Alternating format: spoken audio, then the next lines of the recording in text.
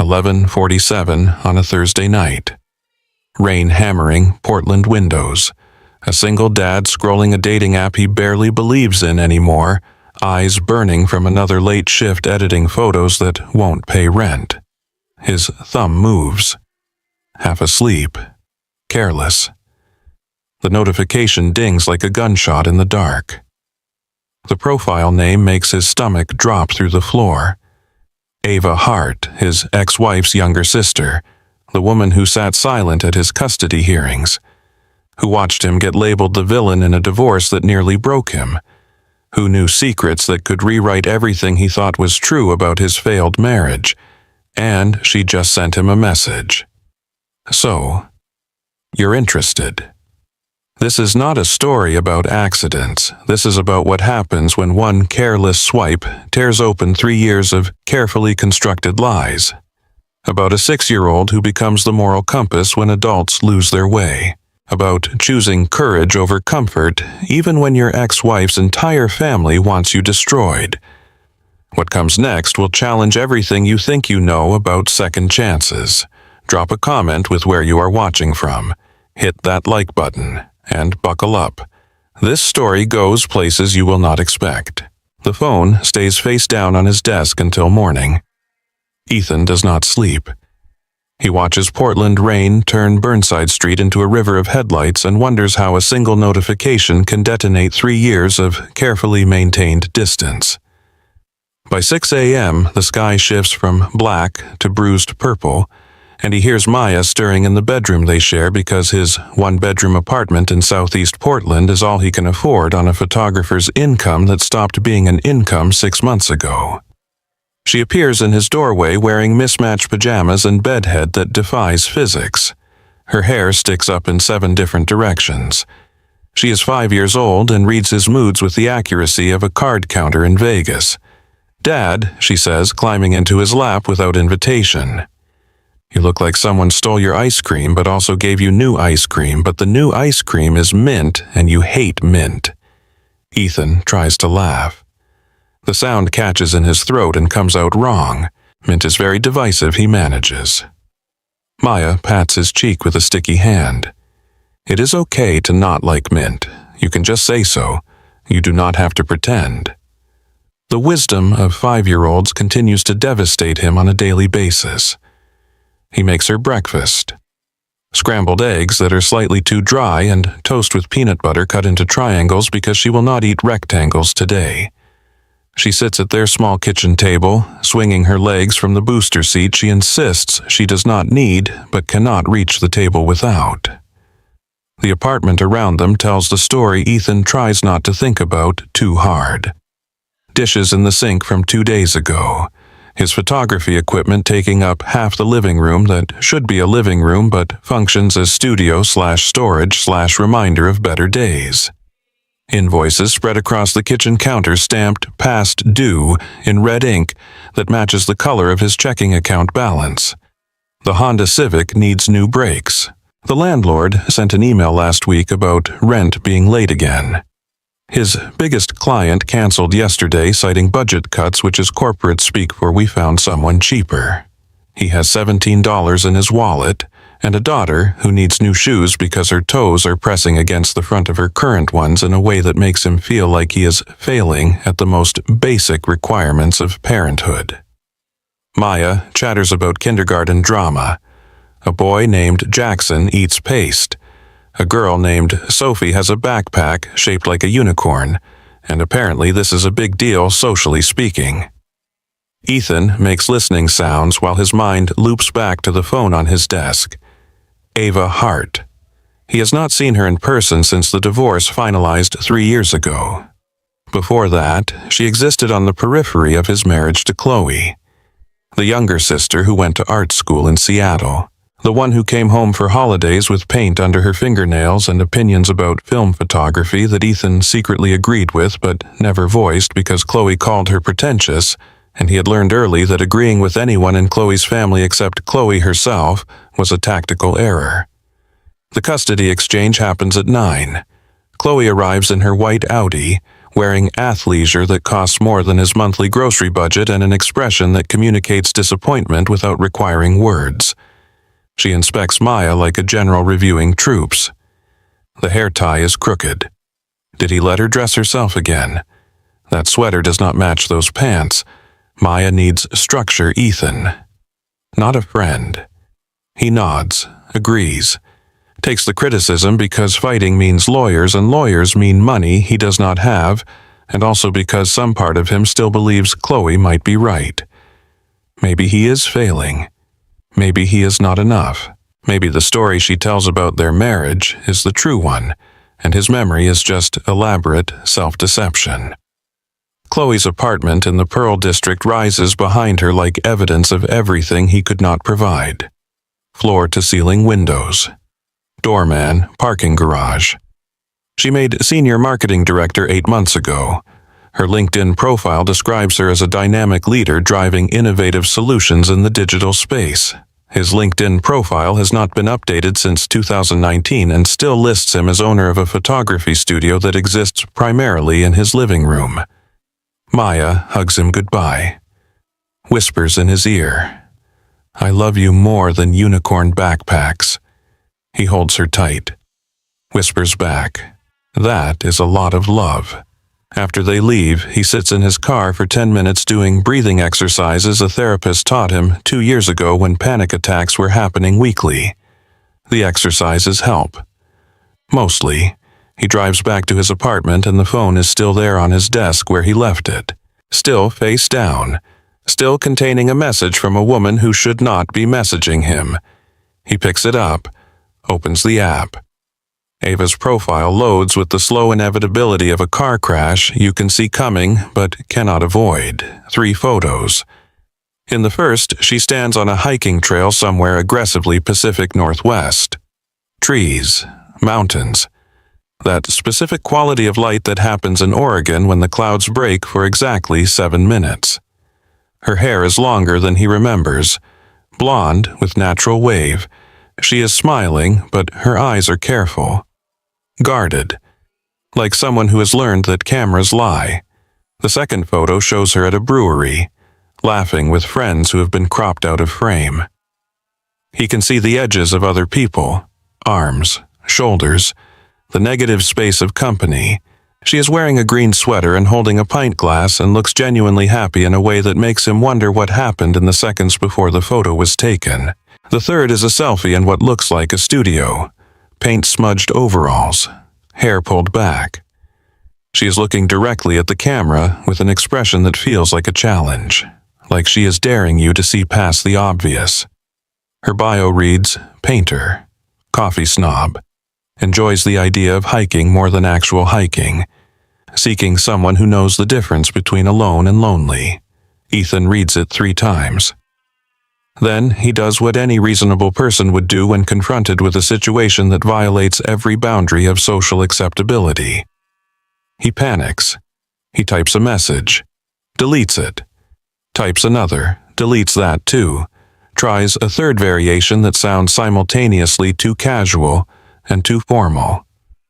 Deletes everything and stares at the blank text field like it might offer guidance. Finally, he settles on honesty because lying seems pointless. I was exhausted. Thumb slipped. Did not mean to be weird, sorry. He hits send before he can reconsider. Then immediately regrets it. Then considers deleting the app entirely. Then realizes you cannot unsend messages and also what would deleting accomplish except making him look even more unstable. 3 dots appear. His heart does something arrhythmic. The dots disappear, reappear, disappear again. He is about to throw his phone across the room when her response arrives. An accident, ouch. Guess my hiking photos failed to convey my deep spiritual connection to nature. Something in his chest unclenches. He reads the message twice. There is humor in it. Warmth. An opening instead of a door slammed shut. He types back quickly before he can overthink. Do you actually like hiking or just the aesthetic? Her response comes faster this time. I like the photos of me pretending to like hiking. The outdoors are very photogenic. From inside, he laughs. Actually, laughs. It is the first time in weeks that the sound has felt real instead of performed. They fall into conversation with an ease that surprises him. She asks about his photography. He admits business is slow, which is a dramatic understatement, but she does not push. Instead, she says the market is brutal. Everyone with an iPhone thinks they are Ansel Adams. But you shoot film right, I remember Chloe complaining about the cost. This stops him cold. She remembers. They exchanged maybe 10 words total during his entire marriage. Polite nothings at family dinners where he felt like an anthropologist observing a species he would never fully understand. He did not think she noticed anything about him beyond his status as the guy who married her sister. Yeah, he types. Film is expensive. But digital feels too easy, too perfect.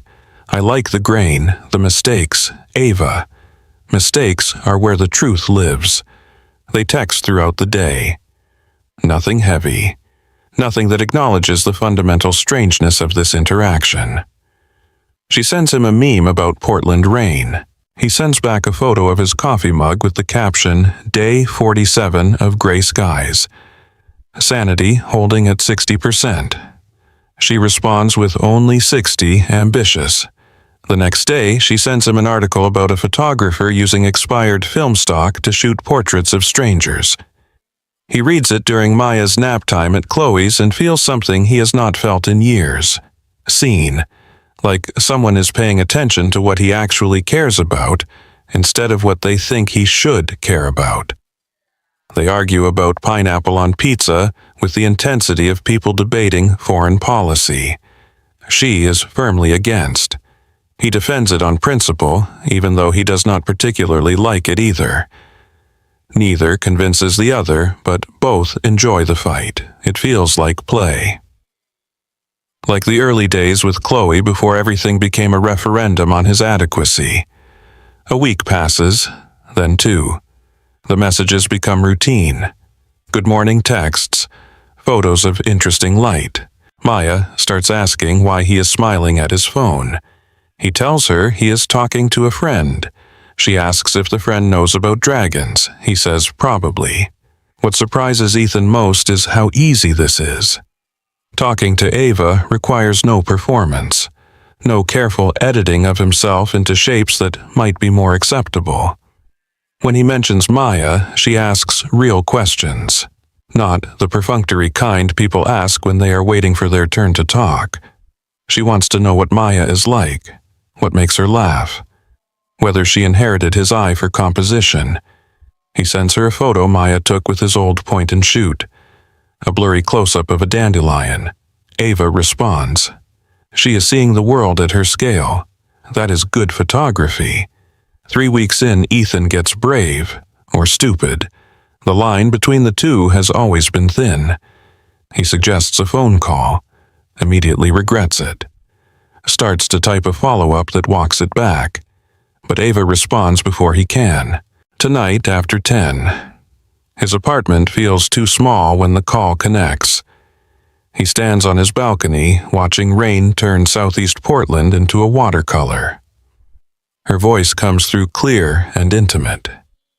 Like she is standing next to him instead of across town in her apartment near Powell's books that he has never seen but imagines based on her profile.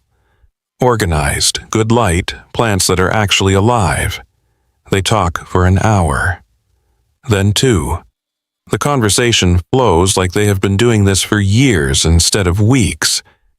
Ava tells him about teaching art to middle schoolers, about the kid who only draws tanks with increasing levels of detail, about the girl who paints exclusively in shades of purple and gets offended if you call it lavender or violet. It has to be purple. Specificity matters.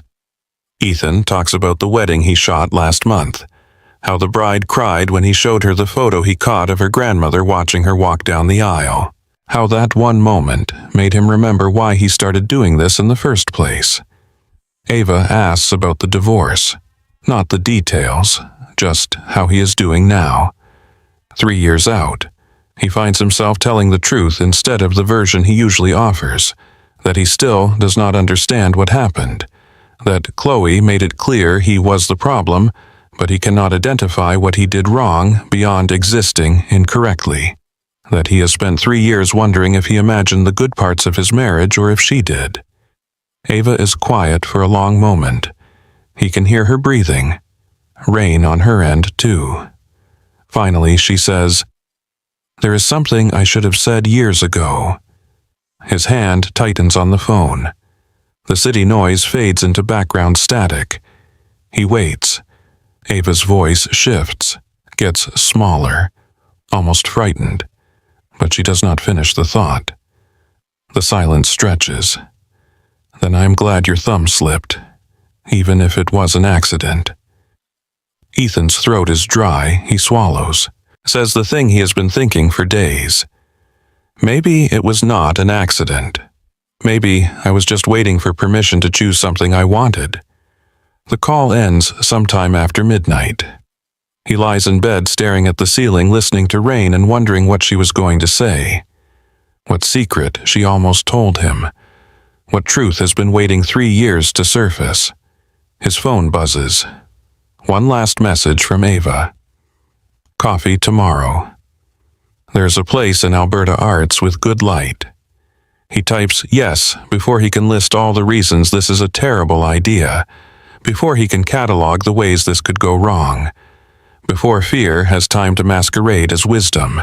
The cafe in Alberta Arts sits on a corner where the neighborhood still pretends to be gritty but cannot hide the creep of gentrification. Exposed brick, Edison bulbs, a chalkboard menu listing coffee drinks with names like Rainy Day Redemption and Existential Americano. Ethan arrives 15 minutes early because punctuality is the last refuge of the anxious. He parks down the street and sits in his Honda watching people pass. Dog walkers, runners in expensive gear, a woman pushing a stroller while talking on her phone about real estate prices. His heart is doing something irregular. He checked his reflection in the rearview mirror 3 times and still cannot decide if he looks presentable or like someone who has not slept properly in weeks. Both things are true. He is wearing his least wrinkled button-down shirt and jeans without holes. This feels significant. Like he is trying. Like this matters. At exactly 2 p.m. he walks inside. The cafe smells like coffee and rain-soaked wool. Ava is already there, sitting at a corner table beneath a black and white photograph of Mount Hood. She is wearing a white blouse that looks casual and intentional simultaneously. Her hair is pulled back in a way that makes her look older than he remembers. More serious. She sees him and waves. The gesture is small, uncertain. He walks over, feeling like he is approaching the edge of something he cannot see the bottom of. They order coffee from a barista with a nose ring and visible anxiety who takes their order with the enthusiasm of someone fulfilling a court-mandated community service requirement. Ethan gets a pour-over he does not need. Ava orders a cappuccino and specifies the temperature. They sit across from each other at a small table that forces their knees to almost touch. The proximity feels deliberate, dangerous. The first few minutes are stilted. They make observations about the weather, comment on the cafe's overpriced pastries, discuss the photograph of Mount Hood with the depth of people avoiding what they actually need to say. Ava's fingers tap against her cup. Ethan's leg bounces under the table. The silence between words gets heavier. Then Ava sets down her cup with a deliberateness that signals a shift in tone. The lightness drains from her face. She looks at him with something that might be fear or courage or both. "I need to tell you something," she says. About Chloe, about what really happened. Ethan's body goes still in the way prey animals freeze when they sense predators. His coffee is too hot. The chair is too hard. The cafe is too bright. Everything sharpens into uncomfortable focus. For 3 years, he has carried a specific narrative. The marriage failed because he was not enough. Not ambitious enough. Not social enough. not present enough even when he was physically there. Chloe made this clear during the divorce. Her family reinforced it with cold shoulders and careful distances at custody exchanges. Her mother stopped making eye contact. Her father started sentences with phrases like, "If you had just tried harder." Even their mutual friends chose sides, and most chose hers because she told a better story. She was the one who stayed when things got hard. He was the one who gave up. He learned to accept this version because fighting it meant fighting everyone, and he had already lost too much. So he became the villain in his own marriage. The struggling artist who could not provide. The absent father even when he was home. The man who stopped trying because trying meant failing, and failing meant confirming what everyone already believed. Ava looks at him now with eyes that are too bright. Her composure is cracking around the edges like ice under weight. Chloe was not alone, she says. In those last 2 years of your marriage, she was seeing someone. We all knew. My parents knew. I knew. We made you the villain because it was easier than admitting she was human and flawed and scared of being the one who failed. The words land like stones in water. They sink slowly. Ethan hears them but cannot immediately process their meaning. The cafe sounds fade into white noise. Somewhere, a espresso machine hisses. A chair scrapes tile. His own breathing is too loud in his ears. How long he manages. The words come out rough, unfinished. How long did you know? Ava's face does something complicated. Pain, shame, something that looks like it has been waiting years to surface. 18 months before you filed. I saw the texts on her phone at Thanksgiving. She left it on the counter while helping Mom with dinner. I picked it up to bring it to her, and the screen lit up with a message from someone named David. It was not subtle. It was not something you could misinterpret. The cafe tilts slightly. Ethan grips the edge of the table. His coffee is getting cold. He does not drink it. Cannot drink it. Cannot do anything except sit here while his understanding of the last 5 years gets rewritten in real time. I did not say anything, Ava continues. Her voice is getting quieter, tighter. None of us did. We let you twist in the wind because family comes first and you were not family. Not really. Not in the way that mattered to people like my parents. So we protected her. We let her tell the story that made her the victim. And you became the man who could not keep his wife happy. She's crying now, not dramatically, just tears tracking down her face while she talks. Ethan watches her cry and feels nothing except a strange sense of vertigo. Like the floor beneath him has been replaced with something less solid. The marriage ended 3 years ago, but the story of the marriage is apparently still being written, still being edited, still full of revisions he was not consulted on. I'm sorry, Ava says. The words sound genuine in a way apologies rarely do. I have carried this for so long. Every time Maya came up in conversation, every time my mother talked about how hard it must be for poor Chloe to co-parent with someone so unreliable, I wanted to scream, but I stayed quiet because that is what we do in my family. We stay quiet and we keep the peace and we make sure the story we tell the world is the one that makes us look good. Ethan still cannot speak. His throat is closed. His hands are shaking. He puts them in his lap where she cannot see. Part of him wants to stand up and walk out. Part of him wants to rage, flip the table, demand explanations that will never satisfy. But there is another part, smaller, newer, that feels something like relief. He has spent 3 years questioning his own memory, wondering if he imagined the distance in his marriage. The way Chloe stopped looking at him months before she asked for the divorce. The way she flinched when he touched her. The way she started working late with increasing frequency. The way she blamed him for her unhappiness with such conviction that he started to believe it too. Now he knows. He was not crazy. He was not imagining things. He was just being systematically lied to by everyone who claimed to care about the truth. Why, he finally says, why tell me now? Why not just let it stay buried? Ava wipes her face with the back of her hand, reaches for a napkin, takes a breath that shudders. Because I am done being a coward. And because you deserve to know that the story you have been telling yourself is wrong. You were not the failure. You were just the convenient one to blame. They sit in silence that is not comfortable but not hostile. Other people in the cafe continue their conversations. Someone laughs. A baby cries. The world keeps moving while Ethan's understanding of his own past gets dismantled and rebuilt. He thinks about Maya, about the custody agreement that gives Chloe primary placement because the mediator believed she was the more stable parent, about the way he has to justify every parenting decision to a woman who lied to him for years, about the narrative he has internalized so deeply that he apologizes for existing. Did she love him? Ethan asks, this David person. Ava shakes her head. I do not think so. I think it was about feeling wanted. Feeling seen. She said once, after too much wine at Christmas, that you stopped looking at her. That you were so focused on your photography and your failures that you forgot she needed attention too.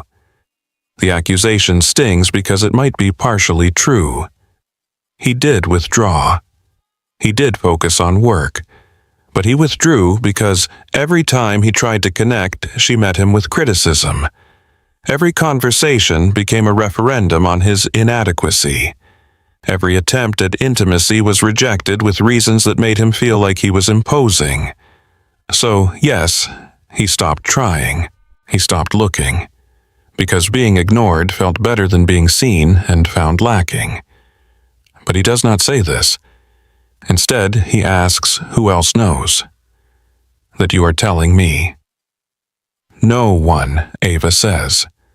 This is not some family intervention. This is me trying to do the right thing 3 years too late. I do not expect forgiveness. I do not expect anything except maybe for you to understand that you were not the problem. The problem was us. All of us. Protecting a lie because the truth was inconvenient. Ethan drinks his cold coffee. It tastes like metal and regret. He looks at Ava, really looks at her. She is not Chloe, does not look like her beyond the basic family resemblance. Chloe is sharp angles and careful control. Ava is softer, more uncertain, like someone still figuring out who she wants to be. Thank you, he says finally, for telling me, even if it is 3 years late. Ava nods, attempts a smile that does not quite work. So, what now? Ethan considers this. The reasonable thing would be to end this here. Thank her for the information. Process it alone. Maintain appropriate boundaries with his ex-wife's sister. But reasonable stopped mattering the moment his thumb swiped right. Now he says, I think we finish our coffee. And maybe we stop pretending this is just about correcting the historical record. Ava's expression shifts. Surprise, hope, fear. I was not sure you would want to see me again. After learning I was complicit. You or Ethan agrees, but you are also the only person in 3 years who has told me the truth. That counts for something. They stay at the cafe for another hour. The conversation shifts away from Chloe and the past. They talk about Portland, about the neighborhoods they love, and the ones that have changed beyond recognition. Ava tells him about her painting, about the series she is working on that explores memory and how it shifts over time, how the same event can be remembered differently by different people, and both versions can be true and false simultaneously. Ethan tells her about Maya, about the way she narrates her entire life like she is the protagonist in a story only she can see, about how she asked him last week if he was sad or just thinking, and when he said thinking, she replied that sometimes thinking looks like sad, and he should be more careful. Ava laughs. It is a real laugh. Unguarded. She has a good laugh, the kind that makes other people want to join in. When they finally leave the cafe, the rain has stopped. The street is slick and shining.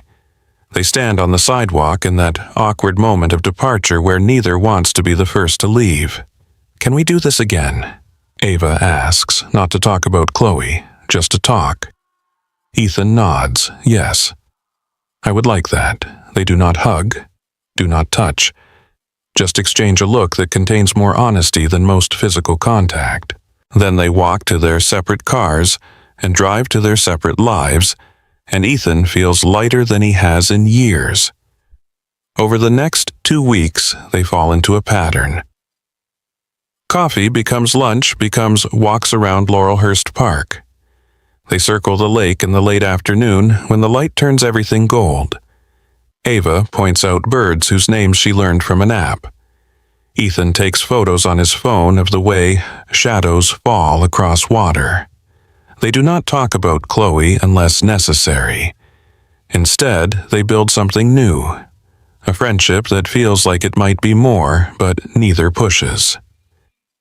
Ava tells him about teaching, about the bureaucracy that makes her want to quit weekly, about the student who draws only in black and refuses to use color because color is dishonest, about the staff meetings where people argue about things that do not matter, while the things that do matter go unaddressed. Ethan tells her about his studio, about the client who asked him to Photoshop her to look 20 pounds lighter, and he did it and hated himself, about the weddings he shoots where he can see the marriage failing in real time, about the fear that he has wasted years pursuing something he is mediocre at. Ava does not offer empty reassurance. She listens, asks questions, challenges him when he is being unfair to himself. She has a way of cutting through his self-deprecation without being cruel. When he says he is a failed artist, she corrects him. "You are an artist in a brutal market. That is not the same as failing." One evening, they sit on a bench watching ducks negotiate territory disputes. The sun is setting in that specific way it does in the Pacific Northwest. All orange and purple and impossibly beautiful. Ava says without looking at him, "This is probably a terrible idea." Ethan knows what she means without asking. Yes, he agrees, probably. Your sister, my ex-wife, the family that already hates me. Maya in the middle of everything. All the reasons this should not happen are good reasons. They are, Ava says. But I am tired of making decisions based on what other people think. I have spent 32 years being the good daughter. The one who does not make waves, who keeps family secrets, who sacrifices what she wants for the sake of peace. And I am done. She turns to look at him. Her eyes are very blue. "What do you want?" she asks. Ethan does not hesitate. This, you. Whatever this is or could be, even if it is complicated. Especially if it is complicated. They kiss for the first time with the sunset behind them and ducks watching judgmentally. It is not fireworks. It is better. It is honest. It is choosing something because you want it, not because it is easy. When they break apart, Ava is smiling. "So we are doing this. We are doing this," Ethan confirms. They decide to be careful, intentional. No grand announcements. No forcing Maya into something she is not ready for. They will take it slow. See where it goes. Keep it private until they are sure. The secret lasts exactly 11 days. It ends on a Saturday morning at Powell's Books. Ethan brings Maya to spend her allowance on picture books. She has been saving for weeks and has $7.34 that she carries in a Ziploc bag. She wants books about dragons, specifically friendly dragons who solve problems without violence because she has opinions about conflict resolution. They are in the children's section. Maya is debating between two books with equal intensity when Ethan sees her. Ava, standing near the graphic novels, looking at something on her phone. She has not seen them yet. He could leave, steer Maya in another direction, maintain the careful separation they agreed on. But Maya looks up, follows his gaze, points with the directness of children who have not learned about subtlety. Dad, who is that lady? She looks like someone who knows about dragons. Ethan's heart stops. Before he can respond, Maya is already walking over, 5 years old and fearless. She tugs on Ava's sleeve. "Excuse me, do you know about dragons?" Ava looks down. Her face goes through several emotions in rapid succession. Surprise, fear, recognition. Then she kneels down to Maya's height and says with complete seriousness, "I know about blue dragons specifically. They only eat worries. Do you have worries?" Maya considers this with the gravity of a Supreme Court justice weighing evidence. "My dad has lots of worries. Can your dragons eat his worries?" Ava glances up at Ethan. Their eyes meet. Something passes between them. A decision made in silence. She looks back at Maya. "I think my dragons would be very happy to help with that." Maya beams. She reaches out and takes Ava's hand like they have known each other forever. "Come, help me pick dragon books. You are an expert." They spend the next hour in the children's section. Ava reads summaries aloud. Maya provides commentary on which dragons look friendly versus mean. Ethan watches them together and feels his chest do something that might be hope or might be terror. Probably both. They end up buying 3 books and a stuffed blue dragon that Maya names Worry Eater. As they walk to the car, Maya holds both their hands, swings between them, talks about how Worry Eater is going to live on her bed and protect her from bad dreams, and also eat all of Dad's worries so he can smile more. At the car, Ava kneels down again. "Maya," she says gently, "I am going to see your dad again. Is that okay with you?" Maya tilts her head. "Like on dates." "Yes," Ava says, "like on dates." Maya considers this. "Will you still help with my dragons?" "Always," Ava promises. "Then it is okay," Maya declares. "But you have to come to my birthday party. It is in 3 weeks. There will be cake." Ava laughs. "I would not miss it." After Maya is buckled in and busy making Worry Eater fight an imaginary bad guy, Ava and Ethan stand by the driver's side door. "That just happened," Ethan says. "That just happened," Ava agrees. She is terrifying, in the best way. "We should talk," Ethan says, "about what this means, about how we do this." Ava nods. Tonight, after she is asleep.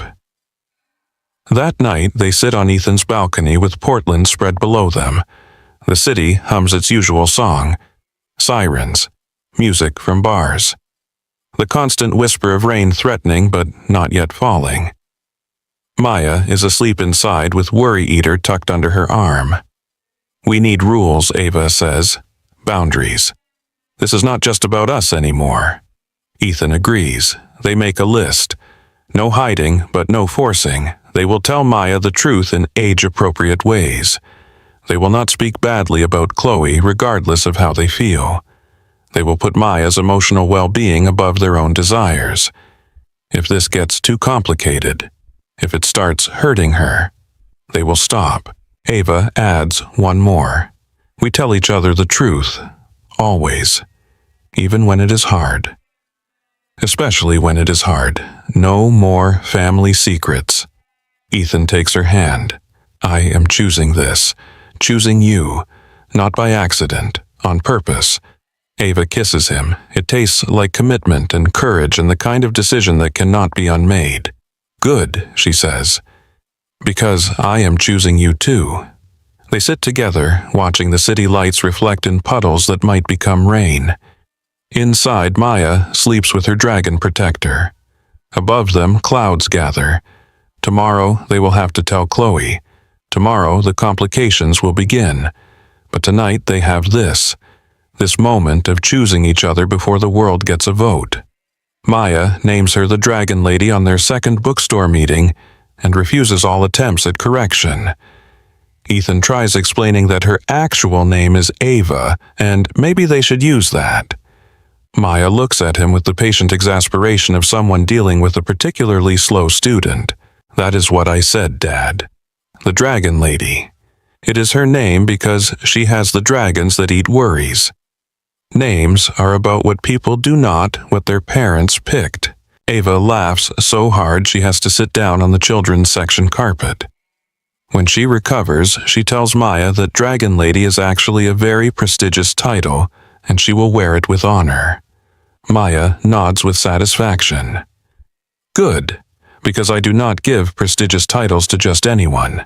They build a routine, slowly, carefully, like people constructing something from glass that could shatter if handled wrong. Saturday mornings at the farmers market on Portland State University campus. Ava meets them there as if by accident, except Maya has figured out that accidents that happen every week are actually plans.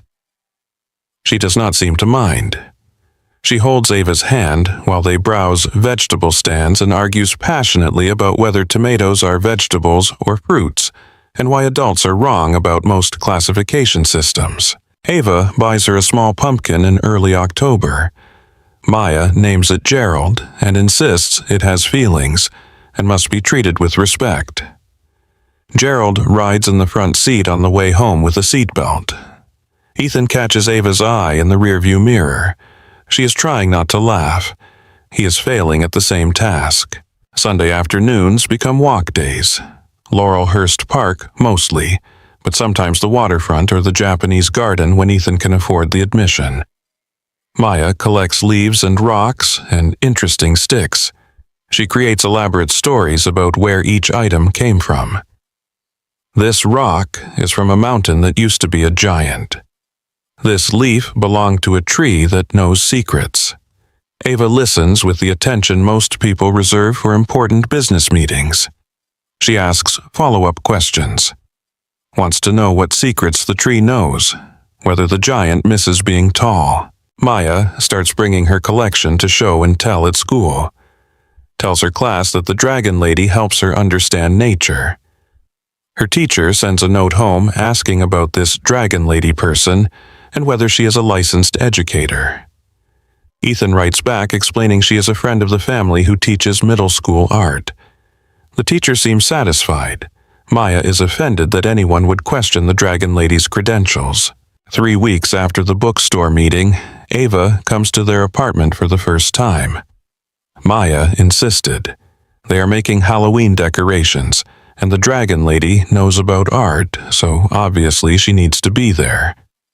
Ethan cleans for 2 hours before she arrives. Hides the really embarrassing clutter. Puts dishes in cabinets where they might actually belong. Discovers he owns a vacuum. Ava shows up with supplies. Construction paper, safety scissors, glue sticks that actually have glue in them unlike the dried-out ones Ethan bought at the dollar store last year. She spreads everything on the kitchen table and teaches Maya to cut bats and ghosts and cats with arched backs. Maya's cutting is enthusiastic but not precise. The bats look drunk. The ghosts appear to be melting. Ava praises every creation with genuine enthusiasm. That ghost has real personality. Look at how your bat is flying in a different direction from all the other bats. That shows independent thinking. Ethan makes coffee and watches them work. Ava catches him staring, raises an eyebrow. What she mouths. He shakes his head. Nothing, everything. He cannot explain that watching her with his daughter is rewriting his understanding of what family could look like. Maya glues her creations to construction paper with approximately 7 times more glue than necessary. While it dries, Ava teaches her to mix paint colors, shows her how red and yellow make orange, how blue and yellow make green. Maya is reverent. She whispers when she stirs the colors together like she is performing magic, which in a way she is, making something new from things that existed separately. Ava gets it, does not laugh or condescend, just guides Maya's hand and lets her discover. They paint until Maya's hands are more paint than skin, until the kitchen table looks like a crime scene, until Maya declares she is starving and might die if she does not eat immediately. Ava helps clean up without being asked, shows Maya how to wash brushes properly, explains that taking care of your tools is how you show respect for your art. Maya absorbs this with the seriousness of religious doctrine. Over pizza that Ethan orders because cooking feels impossible, after the creative chaos, Maya announces her new life plan. I am going to be an artist like the Dragon Lady. We will have a studio together, with big windows, and we will paint all day and Dad can take pictures of our paintings and we will be famous. Ava glances at Ethan. Her expression is complicated, hopeful, and scared. What about being a veterinarian? Ava asks gently. I thought you wanted to help animals. Maya waves this away. I can do both. Being just one thing is boring. Adults do not have imagination. After Maya goes to bed, they sit on the couch with the carefully maintained distance of people still figuring out boundaries. Ava looks around the apartment, at the photography equipment, the overdue bills Ethan forgot to hide. The life of a single father barely holding it together. This is real, she says quietly. Not a question, a statement. This is real, Ethan confirms. The glamorous life of a struggling photographer and his abnormally articulate daughter. Ava shifts closer. I like real. Real is better than the performance I grew up with. Everyone pretending everything was perfect while the foundations rotted. She tells him about her childhood, the Hart family dynamics, how her parents valued appearance over truth, how Chloe learned early to manage perception, how Ava learned to stay quiet and not make waves, how they were raised to believe that family loyalty meant protecting the story even when the story was a lie. Ethan listens, understands more about why she stayed silent during his marriage, why she is choosing differently now. This is her rebellion, choosing honesty over comfort, choosing him over family approval. They kiss on his second-hand couch with Maya's Halloween decorations drying on the kitchen table. It is soft and careful and contains the weight of everything they are risking. When they break apart, Ava says, I am terrified. Me too, Ethan admits. But I would rather be terrified with you than safe and alone. The bubble lasts exactly 6 weeks. 6 weeks of farmers markets and park walks and Maya's birthday party where Ava shows up with a painting she made of a blue dragon eating worries. Maya hangs it above her bed with ceremony, declares it her most prized possession after Worry Eater himself. 6 weeks of building something that feels sustainable. A rhythm where Maya sees Ava twice a week, where they are honest about the relationship but do not force adult complications into a 6-year-old's world. Maya knows they are dating, accepts it with the pragmatism of children who care more about whether people are kind than whether relationships follow traditional scripts. Chloe finds out the way secrets always surface in the age of social media. A mutual acquaintance from the wedding photography world posts a photo from a coffee shop. Tags the location. Algorithms do their work. Someone recognizes Ethan and Ava sitting together. Close. Intimate.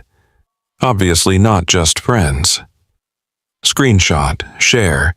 6 degrees of separation collapse into 0. Chloe calls at 9:15 on a Thursday night. Ethan sees her name on the screen and knows. Just knows. He answers anyway. Her voice could freeze water. We need to talk tomorrow. Laurelhurst Park, noon. Do not be late. She hangs up before he can respond. Ethan sits staring at his phone. Ava is at her apartment, but he texts her anyway. Chloe knows. She wants to meet tomorrow. The response comes immediately.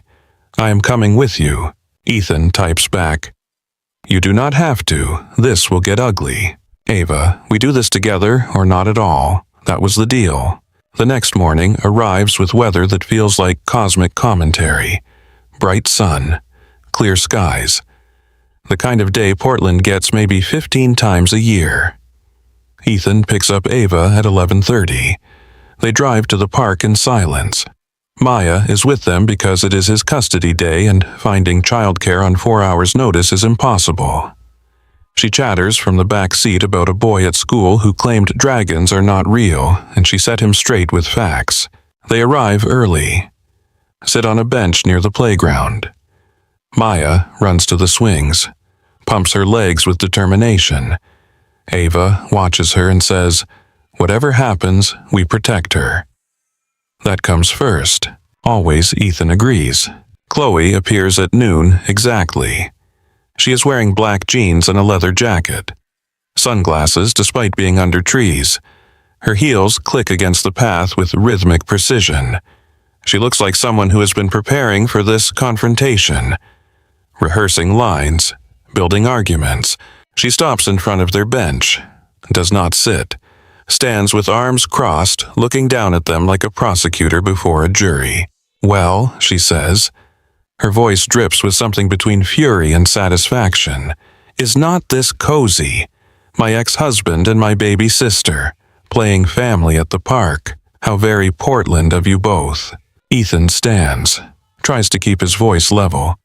"Chloe, we can explain. Save it." She cuts him off with a hand gesture. "I do not need explanations. I need you both to understand exactly how messed up this is. My sister Ethan, you could have picked anyone. Literally anyone. But you chose the one person guaranteed to destroy what is left of this family." Ava rises slowly. The air between the three of them feels combustible. "Chloe, we can talk about this like adults." Chloe laughs. The sound is sharp enough to cut. "Adults, you want to lecture me about being adults? You knew this was wrong. Both of you knew. And you did it anyway. You let him around my daughter. Let her get attached. Let her call you the dragon lady like you are part of her life. How do you know about that?" Ava asks quietly. Chloe's smile is cold. Maya talks. Children always talk. She told me all about the nice lady who teaches her to paint, the one who knows about dragons. I thought she meant an art teacher from school. Imagine my surprise when I found out it was my own sister. That is when Maya runs over. She has that sixth sense children develop in unstable households, the ability to detect adult conflict from 100 yards away. She stops between them, looking up at her mother with confusion. "Mom, why are you using your angry voice at the dragon lady?" Chloe's face does something complicated. Multiple emotions fighting for dominance. She looks at her daughter, at Ethan, at Ava. For a moment, Ethan thinks she might actually hear how this sounds from a child's perspective. Instead, she kneels down, puts on a smile that does not reach her eyes. "Maya, honey, sometimes grown-ups make very bad choices, and we have to protect you from those choices." Maya crosses her arms, mimics Chloe's earlier posture with eerie accuracy. "If you are talking about Dad and the dragon lady dating, I already know." She makes him laugh. "That is good, right? People should laugh. People should be happy. The simplicity of it hangs in the air. Adults complicate things. Children cut through to truth." Chloe's practiced arguments crash against a 6-year-old's logic. It is more complicated than that. Chloe starts. Maya interrupts. "You always say things are more complicated, but they are not. Dad was sad. Now he is happy. The dragon lady is nice to me. She teaches me things. She does not yell. Why is that bad?" Chloe stands abruptly. "We are leaving. We are getting ice cream and we are going to talk about appropriate relationships and family boundaries. But I want to stay with Dad." Maya protests. "It is his day. Plans change," Chloe says firmly. "Come on." Maya looks at Ethan. He nods even though everything in him wants to fight this. "It is okay, sweetheart. Go with your mom. I will see you next week." But Maya is not done. She turns back to Chloe. Being mean to people who make people happy is wrong, Mom. Even if you are a grown-up. Even if you are family. Chloe takes Maya's hand, walks away without another word. Ethan and Ava watch them go. Neither speaks for a long time. Finally, Ava says what they are both thinking. It is going to get worse before it gets better. She is right. Over the next week, the fallout spreads like wildfire through the Hart family ecosystem. Chloe calls her parents. Her parents call Ava. Long conversations that happen behind closed doors but leak through in Ava's increasingly exhausted face. Her mother cries, asks how she could do this to her sister. Her father sends emails about loyalty and family values and disappointment. 3 generations of family expectations crashing down on the decision to date someone who was technically available but socially forbidden. Ava stops being invited to Sunday dinners.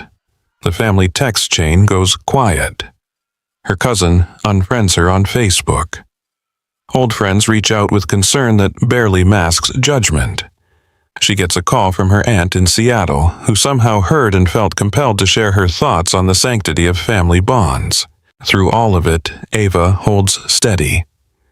Ethan offers multiple times to step back, to make this easier for her. Each time she looks at him like he has suggested something insane. "I am not walking away," she says. "I spent 32 years being the person who walks away to keep peace. I am done. If they cannot handle me choosing honesty over their comfort, that says more about them than me." She handles the family pressure with a grace Ethan does not possess. She does not fight fire with fire, does not match their anger, simply repeats the same truth in different forms. Ethan and Chloe were divorced for 3 years before we matched. I was complicit in protecting a lie that hurt him. I am choosing to do things differently now. If that makes me the villain in your version of the story, I can accept that. The shift begins in an unexpected place. Maya spends a weekend at her grandparents' house. Standard custody arrangement. Ethan drops her off Friday evening and picks her up Sunday afternoon. When he arrives to collect her, Chloe's mother pulls him aside. "Maya gave us quite the speech at dinner last night," she says. Her expression is complicated. Not warm, but not hostile. Ethan's stomach drops. What kind of speech? Mrs. Hart almost smiles. "Apparently, we are all being very silly." Those were her exact words. She stood up in her chair and announced that being mean to people who make people happy is wrong. Even if you are old, even if you are family. Then she said the dragon lady is nice and you smile now, and if we cannot see that, then we need better eyes. Ethan does not know what to say. "I'm sorry if she was disrespectful."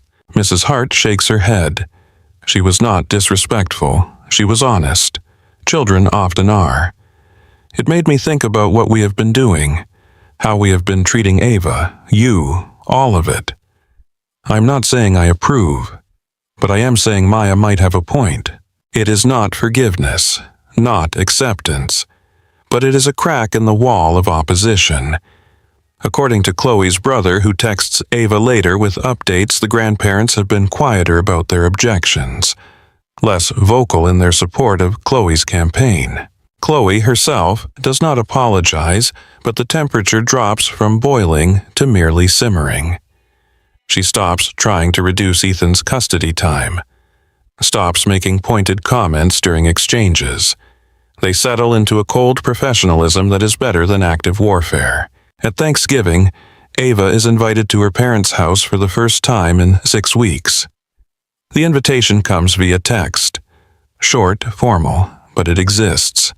She asks Ethan if she should go. He tells her that is her choice. She decides yes. Shows up with wine and the determination to be civil. According to her report later that night, it was awkward but survivable. Her mother hugged her. Her father asked polite questions about her teaching. Chloe was there with Maya and managed full sentences without overt hostility. Nobody toasted their relationship, but nobody demanded she leave either. Progress is not linear. Mrs. Hart still makes comments about unconventional situations. Mr. Hart still thinks Ethan was never good enough for his daughter, and this proves it. But they are civil when they see him. They include Ava in family emails again, small steps towards something that might eventually resemble acceptance. One December evening, Ethan and Ava sit in her apartment. She lives in a converted warehouse near Powell's with huge windows and actual organization. Plants that are not just alive but thriving. Art on the walls that she painted. A life she built for herself that is now making room for him and Maya. They talk about the future. About what it would mean to actually build something permanent instead of just surviving the present. Ethan tells her he has been thinking about proposing but does not want to rush. Ava tells him she has been thinking about it too. That she does not feel rushed. That rushed implies something frantic, and this feels deliberate. We are not a fairy tale, she says. We are a complicated story with messy characters and no easy answers. But we are real. I would rather have real than perfect. Ethan agrees completely. They start planning logistics. Not a wedding, not yet, but next steps. Maybe moving in together, combining households, figuring out how to merge her organized systems with his creative chaos. The conversation is interrupted by Ethan's phone, his landlord.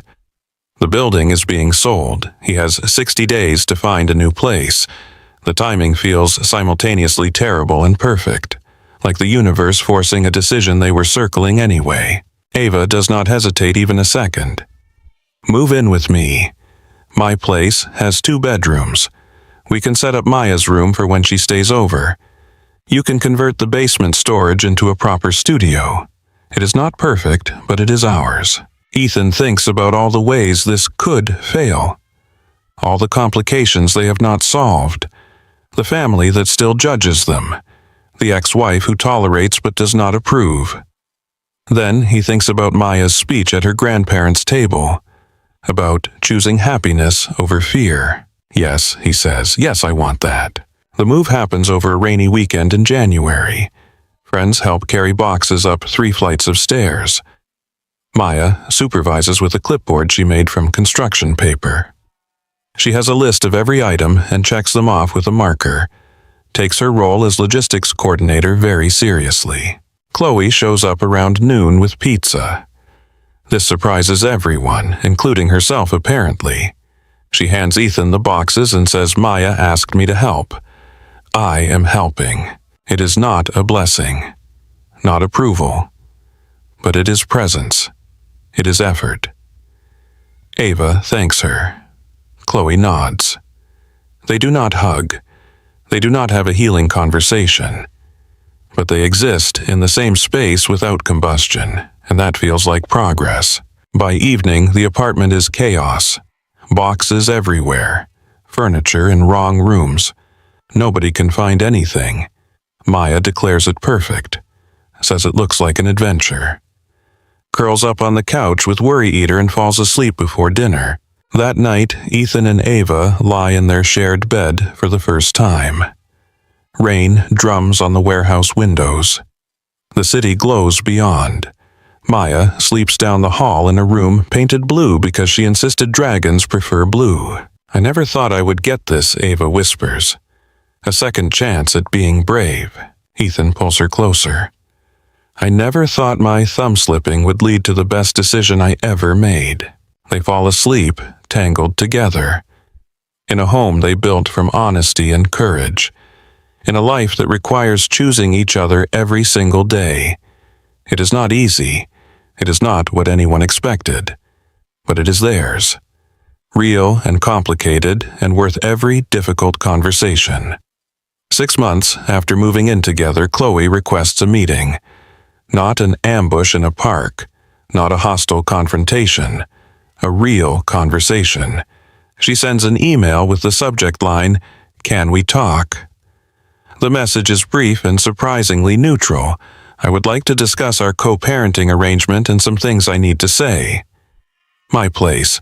Saturday at 2 if that works. I will have coffee.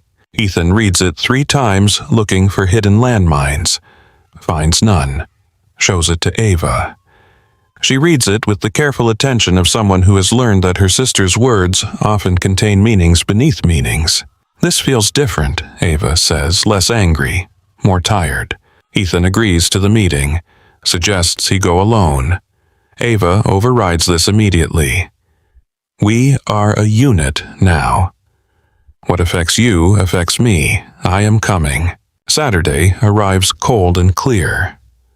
February in Portland, which means occasional sun between the usual gray. They take the MAX train to the Pearl District because parking near Chloe's building costs more than Ethan used to spend on groceries.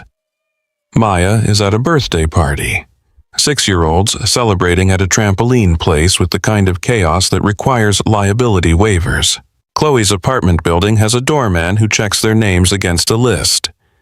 Takes them up in an elevator that is cleaner than most hospital operating rooms. The hallway is silent in the way expensive buildings are.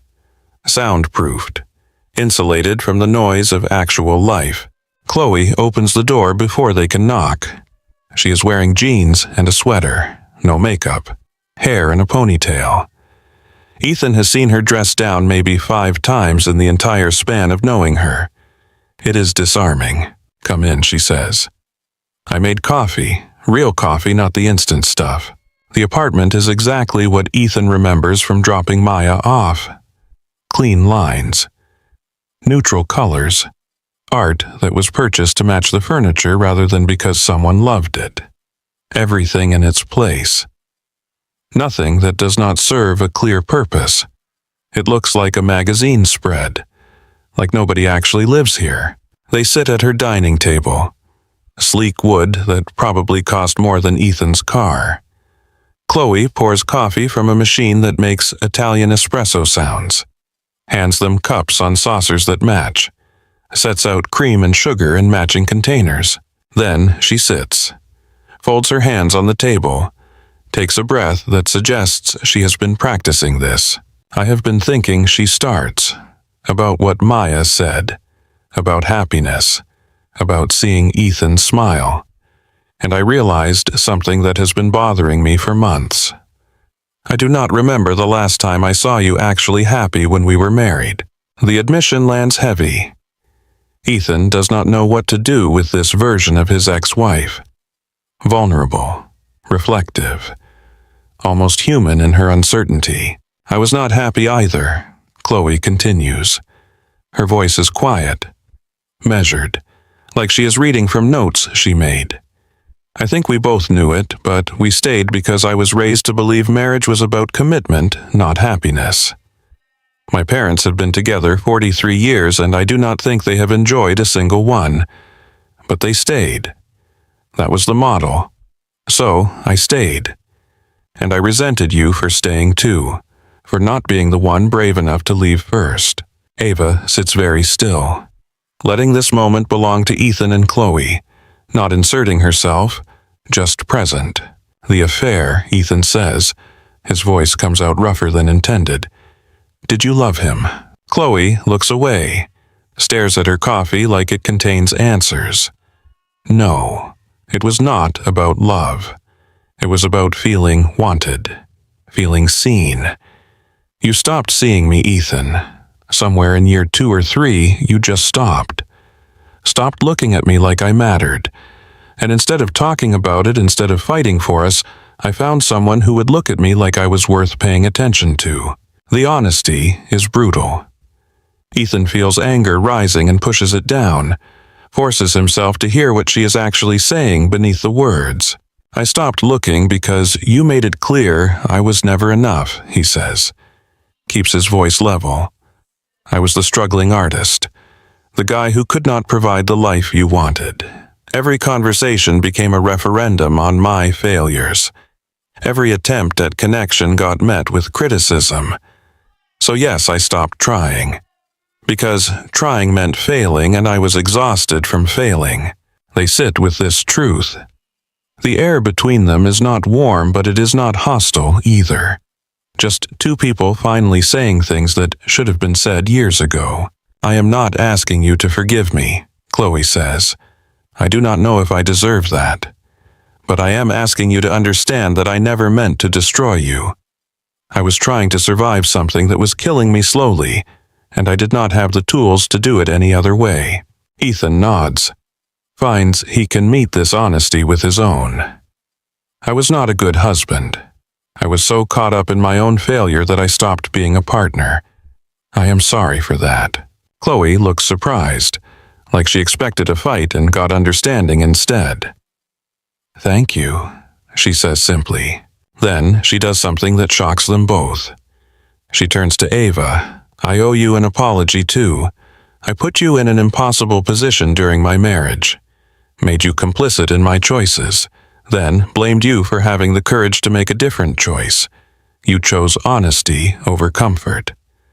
I have never been able to do that. Still not sure I can. But I recognize it takes strength I do not have. Ava's eyes are bright. She reaches across the table, does not quite touch Chloe's hand, but the gesture is there. We all did what we thought we had to do. I am not interested in keeping score. I just want to move forward in a way that is healthy for Maya.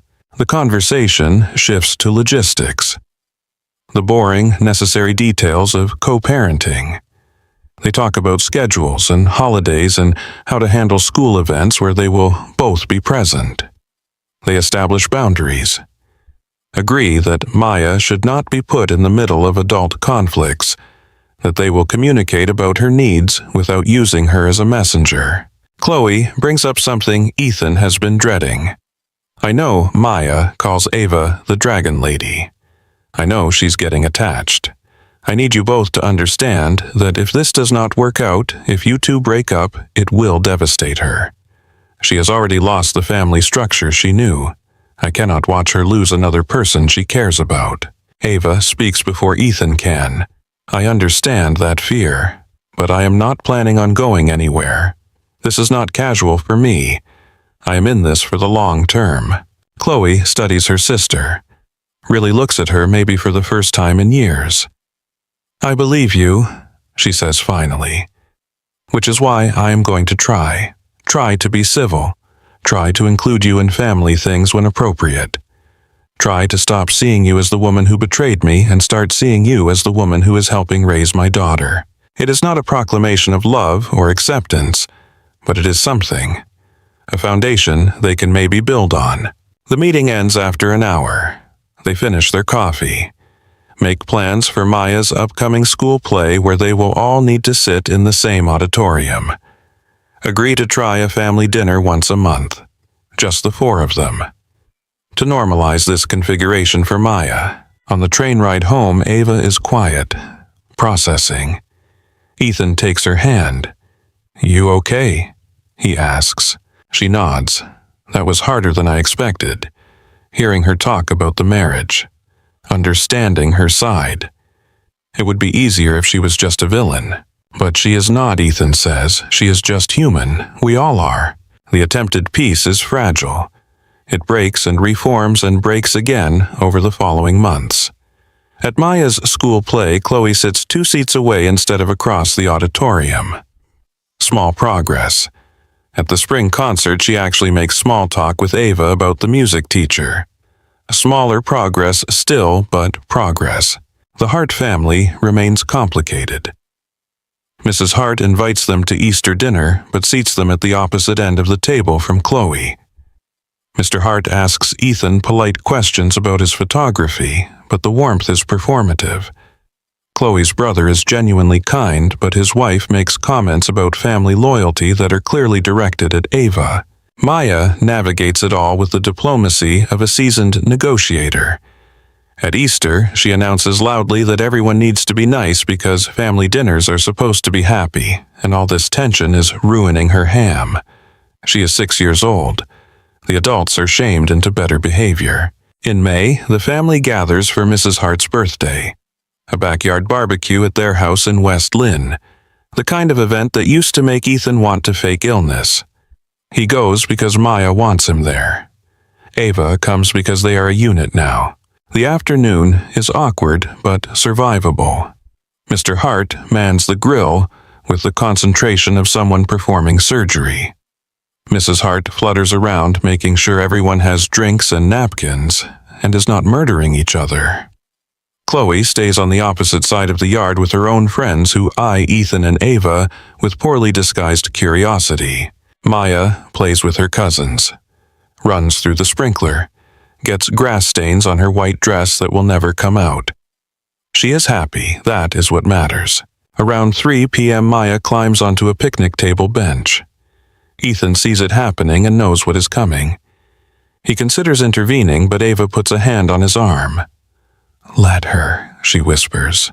Maya stands up, raises her voice to be heard over adult conversations.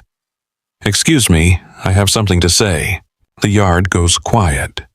Every adult turns to look at this child standing on furniture in her grass-stained dress.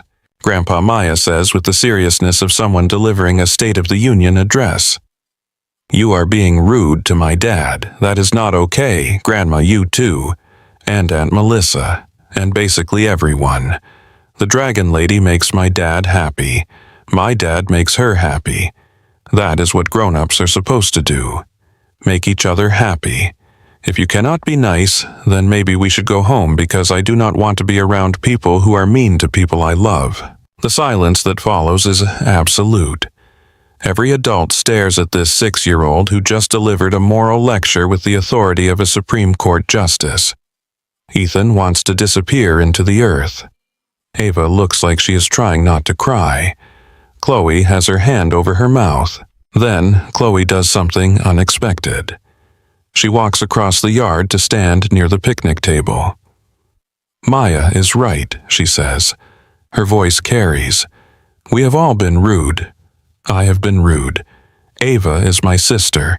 Ethan is Maya's father. They are together, and they make each other happy and Maya happy. That should be enough. I think we all owe everyone an apology." The barbecue does not transform into a love fest, but the temperature shifts. Mr. Hart clears his throat and offers Ethan a beer. Actually offers it, makes eye contact. Mrs. Hart asks Ava about her painting with what might be genuine interest instead of polite obligation. Aunt Melissa apologizes quietly and means it. The rest of the afternoon is not comfortable, but it is no longer hostile. They eat burgers and watermelon. Maya plays and laughs. The adults manage conversations that do not contain barbs. It is normal, mostly normal. Normal enough. On the drive home, Maya falls asleep in her car seat. Ethan looks at Ava in the passenger seat. "That is my daughter," he says, "making grown-ups behave since 2020. Ava laughs quietly so she does not wake Maya. She is terrifying. I want to be her when I grow up. That night, after Maya is in bed, they sit on their apartment balcony. The warehouse windows behind them glow warm. Portland spreads below in its familiar pattern of lights and rain-slicked streets. They have been living together for 5 months, have built routines and rhythms, know each other's morning habits and evening moods. It feels permanent in a way Ethan has not felt since before his marriage ended. "I have been thinking about proposing," he says. Does not plan to say it, but it comes out anyway. But I do not want to rush you. Do not want you to feel pressured. Ava turns to look at him. Her face is serious. "Ethan, I moved in with you. I defended our relationship to my entire family. I co-parent your daughter. I'm not feeling rushed. I'm feeling like you are overthinking. So if I asked," he says slowly, "you would say yes." She kisses him. It tastes like certainty. I would say yes. But only if you actually ask instead of hypothetically discussing asking. "Not yet," he says. "When I ask, it needs to be right. Intentional. Not a conversation on a balcony." Fair enough, she agrees. But do not take too long. I am not a patient person. They start planning without calling it planning. Talk about what a wedding would look like if they had one. Ava wants small, intimate, people who actually matter instead of obligatory invitations. Ethan agrees completely. They discuss locations, a garden somewhere.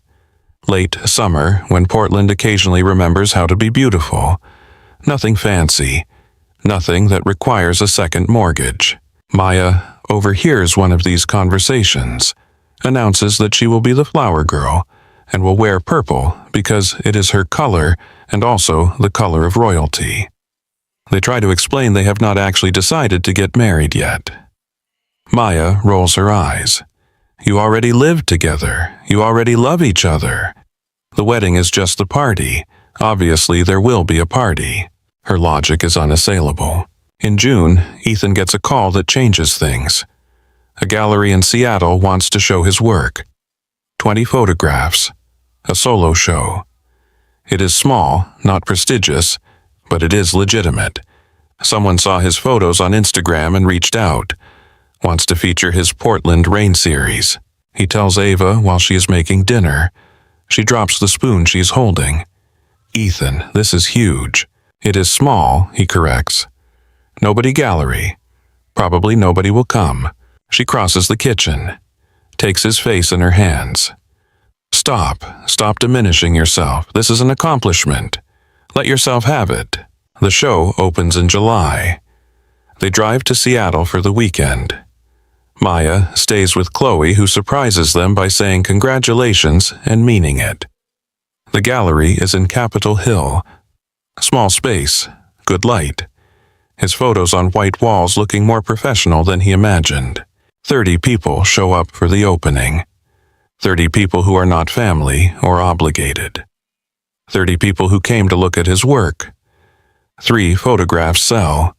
Not enough to quit his day job, but enough to feel like maybe he is not completely delusional about his talent. Ava stands next to him the whole night. Introduces herself to strangers as his partner with pride in her voice. When someone asks about the inspiration behind the Rain series, Ethan struggles to answer. Ava steps in. He sees beauty in the things that make other people want to leave.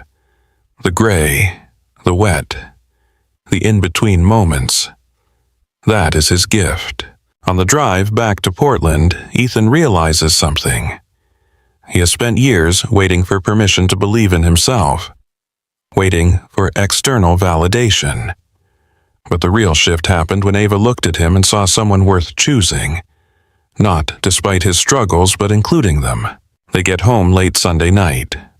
Maya is already asleep at Chloe's. The apartment is quiet and theirs. They collapse on the couch, still wearing their Seattle clothes. I want to marry you, Ethan says, not hypothetically, not someday. I want to actually do this. Ava sits up, looks at him with eyes that are very serious. Are you proposing right now, on our couch, after a 6-hour drive, while you are wearing a wrinkled shirt? No, Ethan says. When I propose, it will be better than this.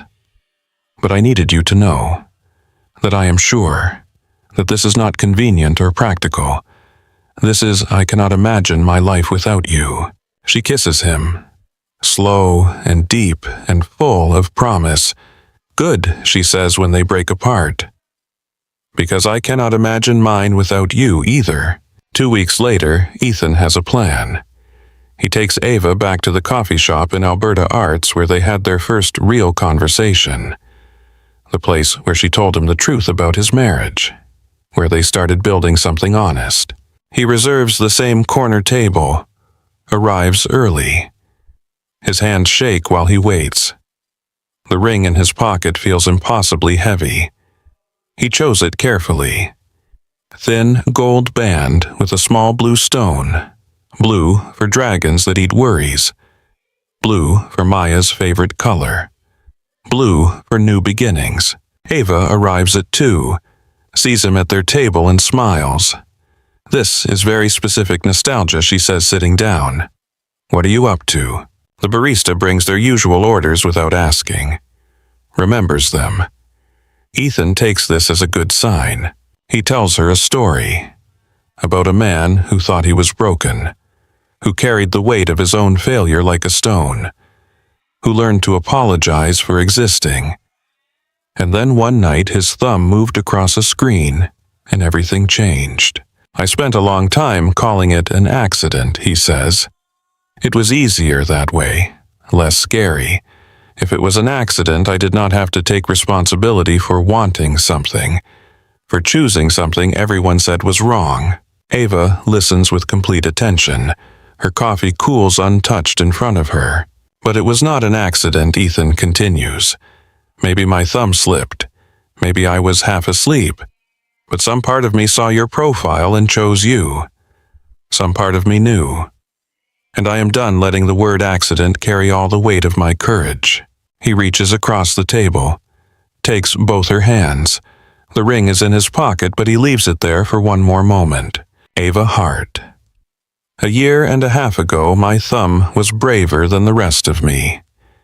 It is time I caught up. Will you marry me?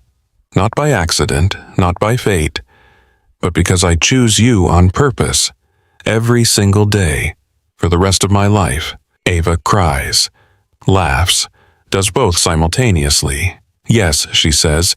Yes, you ridiculous man, yes.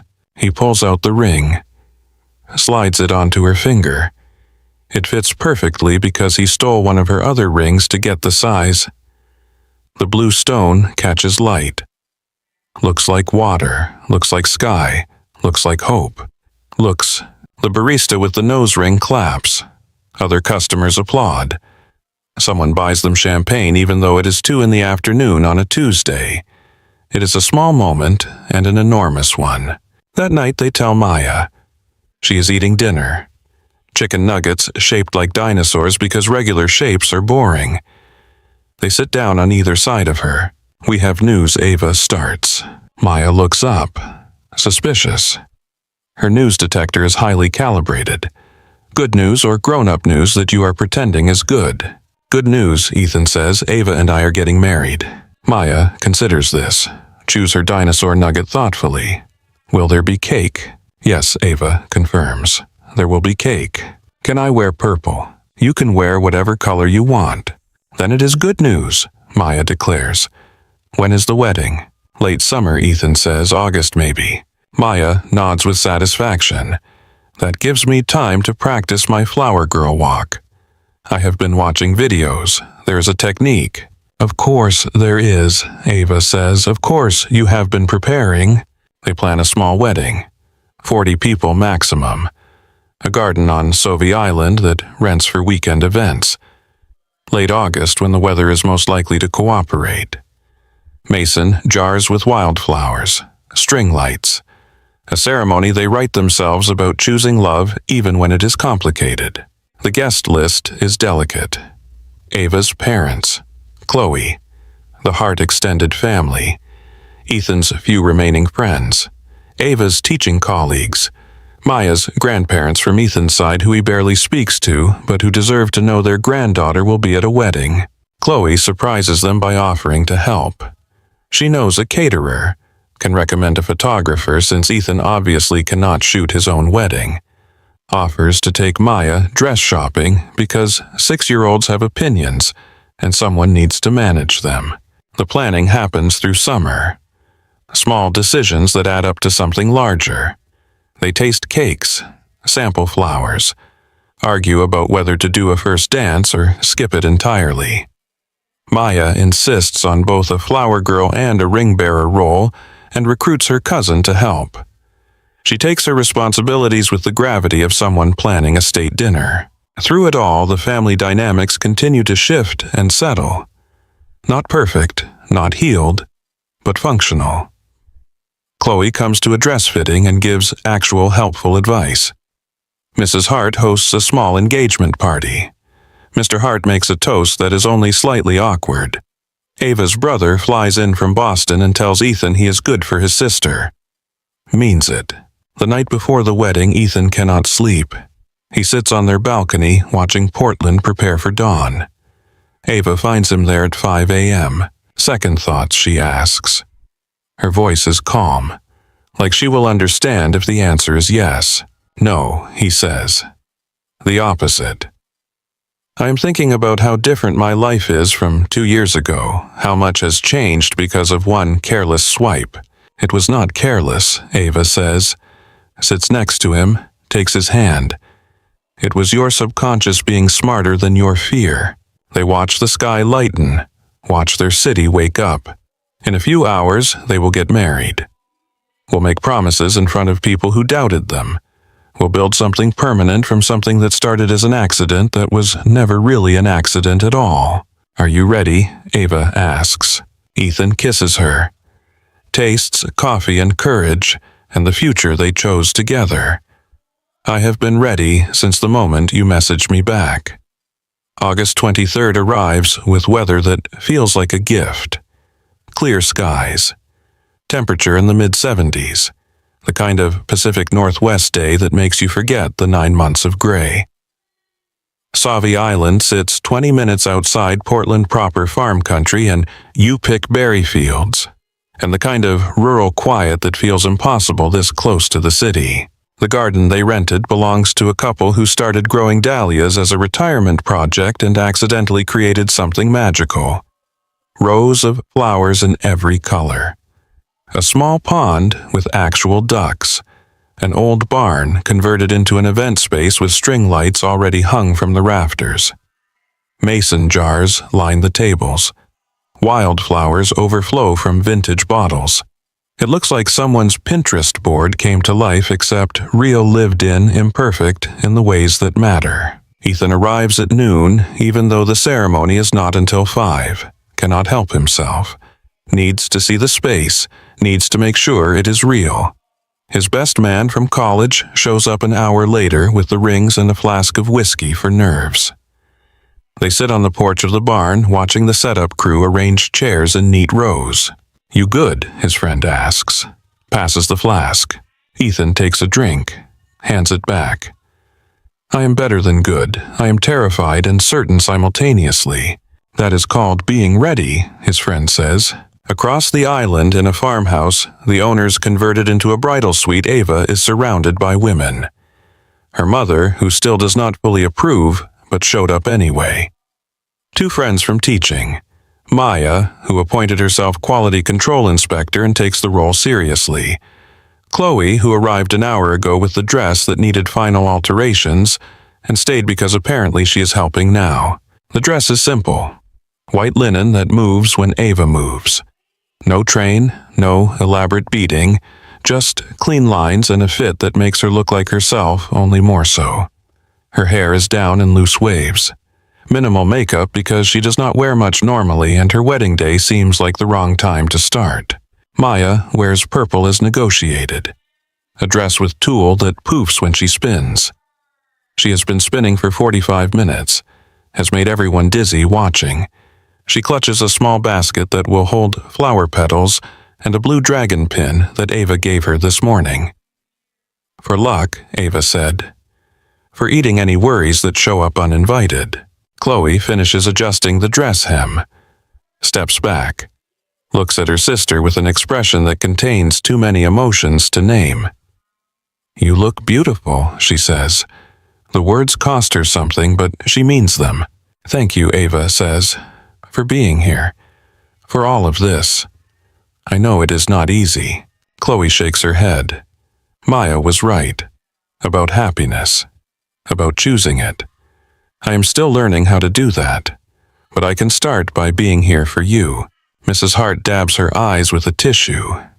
Makes a sound that might be crying or might be allergies. Mr. Hart texted an hour ago that he is on his way. Did not specify if he is coming to support or witness or simply fulfill obligation. But he is coming, that is something. At 4:30, the guests begin arriving. 43 people in the end. More than planned, but less than a traditional wedding. They park in the grass field designated for parking. Walk the path to the garden. Take seats on white folding chairs that look nicer than white folding chairs have any right to look. Ethan watches from the barn doorway. His parents sit in the 3rd row looking uncomfortable but present. Ava's extended family fills 2 rows. Cousins, aunts, uncles who came because family obligations are real even when approval is not. Chloe's brother and his wife. Friends from Ethan's photography world. Teachers from Ava's school, the barista with the nose ring from the coffee shop in Alberta Arts, who got an invitation and actually came. Maya practices her walk for the 17th time. She has been counting, has a system, slow steps, pause, scatter petals, repeat. She is wearing sparkly purple shoes that light up when she walks, insisted on them. Said the wedding needed more magic and light-up shoes are scientifically proven to increase magic by 40%. The ceremony starts at 5 exactly. A string quartet plays something classical that Ava chose because she said it sounded like hope. The guests stand, turn toward the makeshift aisle lined with dahlias in shades of coral and pink and deep burgundy. Maya goes first. Walks with the solemnity of someone carrying nuclear codes, scatters petals with precision, each handful distributed evenly. When she reaches the front, she turns and gives a thumbs up. Several people laugh. She seems pleased with herself. Then Ava, walking alone because she said she did not need someone to give her away. She belongs to herself, is choosing this freely. Her father offered. She declined gently.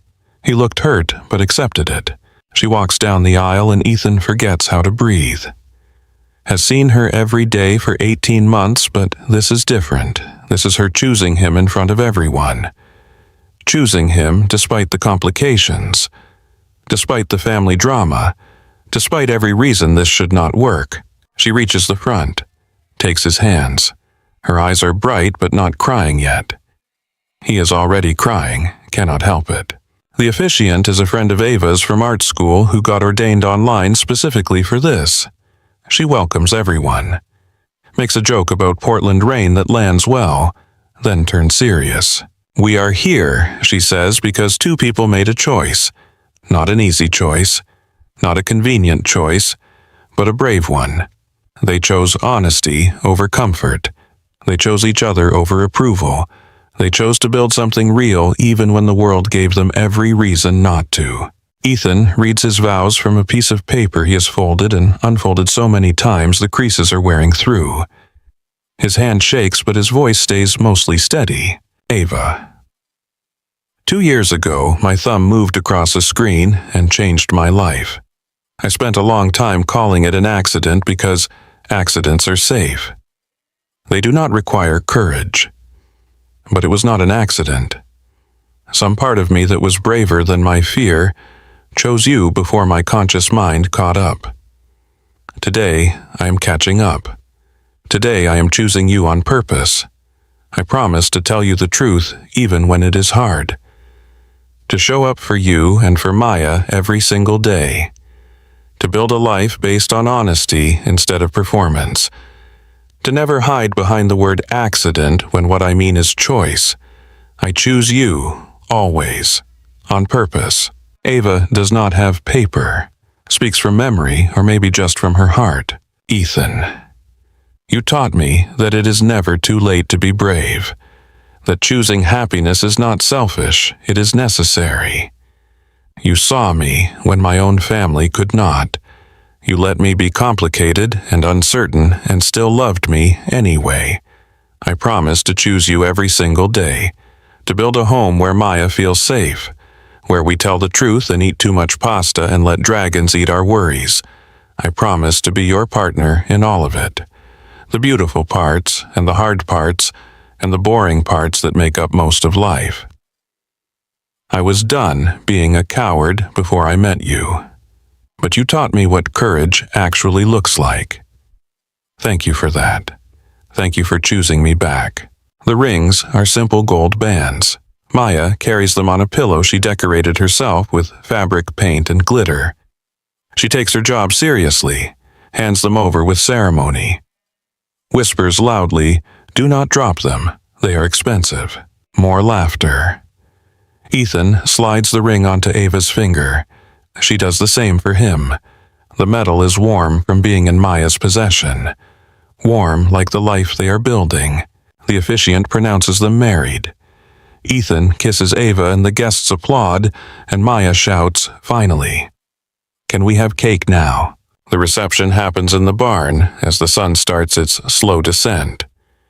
Dinner is barbecue from a food truck they hired. Brisket and pulled pork and vegetarian options because Ava insisted. The cake is 3 tiers of lemon lavender that Maya tested 4 times during planning to make sure it met her standards. There are toasts. Ethan's best man tells embarrassing college stories. Ava's teaching friend talks about watching her become brave. Chloe stands up unexpectedly, taps her glass. The barn goes quiet. My sister Chloe starts. Her voice wavers but holds. My sister has always been the brave one. I just never recognized it until recently. She had the courage to tell the truth when the rest of us were hiding behind lies. The courage to choose happiness even when it disappointed people. The courage to love someone everyone said she should not love. Ava, you taught me that family is not about protecting the story we want to tell. It is about protecting the people we love. Thank you for that lesson. Ethan, take care of her. And also thank you for being a better person than I gave you credit for. She sits down quickly, wipes her eyes. Ava crosses the barn and hugs her. They hold each other for a long moment. The barn stays respectfully silent. Something is healing here that needed healing. Mr. Hart stands next, clears his throat, looks uncomfortable but determined. I have not always understood my daughters, he says. I was raised to believe family meant agreement. Unity at all costs. But Maya taught me something at Easter. She said being mean to people who make people happy is wrong. Even if you are old. She was right. I was wrong. Ava, Ethan. I am sorry for making this harder than it needed to be. I am working on being better. On choosing happiness for my family instead of my idea of what family should look like. More tears, more hugs. The Hart family is not fixed, but it is bending towards something better. The dancing starts around 8. They do their first dance to a song about second chances. Slow, intimate.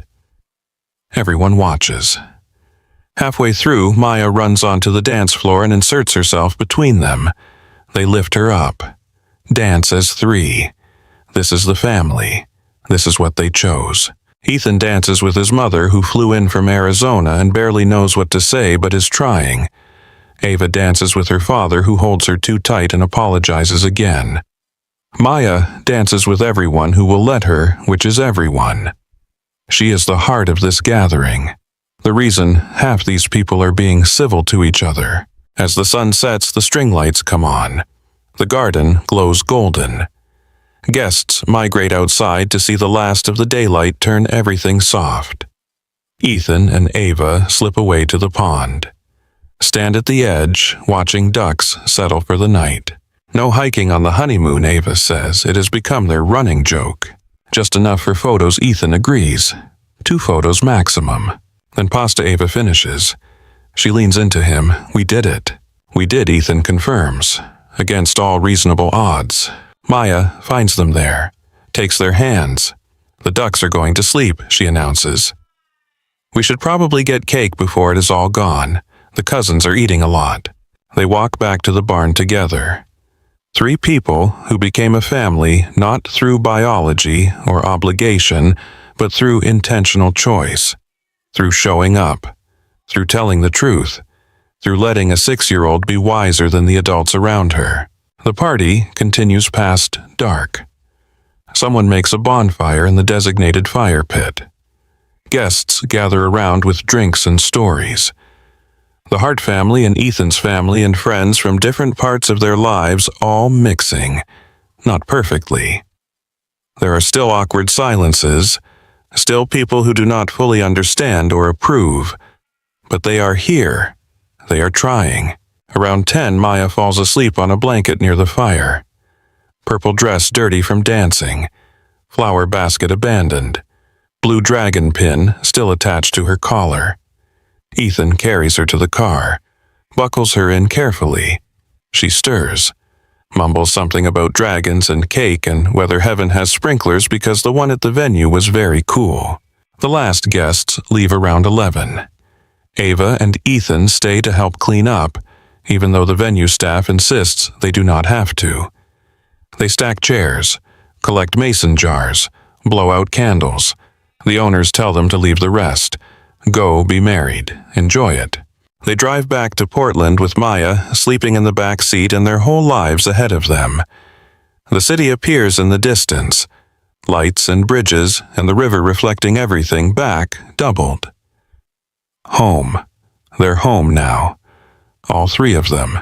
At the apartment, Ethan carries Maya to her room. Tucks her in without changing her clothes because waking her seems cruel. Ava removes the blue dragon pin, sets it on the nightstand where Maya will find it tomorrow and remember. They collapse on their bed, still wearing wedding clothes. Too tired to change. Too happy to care. Ava curls into Ethan's side. He wraps his arms around her. They fit together like they were designed for this. I never thought I would get this, Ava whispers into the dark. A second chance at being brave. Ethan kisses the top of her head. I never thought my thumb slipping would lead to the best decision I ever made. It was not your thumb, Ava says. It was you. Choosing something you wanted. Finally letting yourself want something. They fall asleep tangled together. In the apartment they share. In the life they built from honesty and courage and the willingness to choose each other over and over. It is not easy. It never will be. The Hart family will have bad days. Chloe will struggle with complicated feelings. Maya will navigate divided loyalties. There will be arguments and setbacks and moments when the whole thing feels too hard. But they chose this. They keep choosing this. That is the difference between an accident and a decision, between falling into something and building it with intention. In her room, Maya sleeps with Worry Eater tucked under one arm and dreams of blue dragons eating all the worries in the world. In the morning, she will wake up and demand pancakes and want to hear every detail of the reception she fell asleep during. She will wear her flower girl dress for 3 more days until Ava gently suggests maybe pajamas are more comfortable. She will tell everyone at school that her dad married the dragon lady, and they are a family now, and families are made by choice, not accidents. She will be right. She is usually right. Outside their window, Portland settles into its familiar nighttime rhythm. Sirens, music from distant bars. The hum of a city that contains multitudes. Rain starts to fall. Gentle, persistent, exactly right. Ethan and Ava sleep through it. Tomorrow they will wake up married. Will make coffee and burn toast and argue about whether the honeymoon should include any hiking at all. Will call family members and thank them for coming. Will start the ordinary work of being married, which is mostly just showing up and telling the truth and choosing each other when it would be easier not to. But tonight they sleep. In a home they built together. In a life that started with a swipe that was never really an accident. In the certainty that comes from choosing love on purpose. The blue dragons, wherever they live, are very pleased with this outcome. They have eaten all the worries. There is only room now for what comes next, whatever that might be. Together.